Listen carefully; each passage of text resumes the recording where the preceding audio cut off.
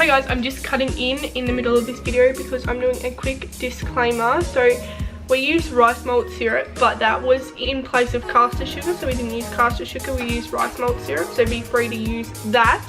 And we used wholemeal flour instead of plain flour just for the healthier option. And we got a recipe with no butter in it. So usually they come with butter, but yeah. So that's why it was a bit of a different recipe, but feel free to mix it up and change it to how you like it.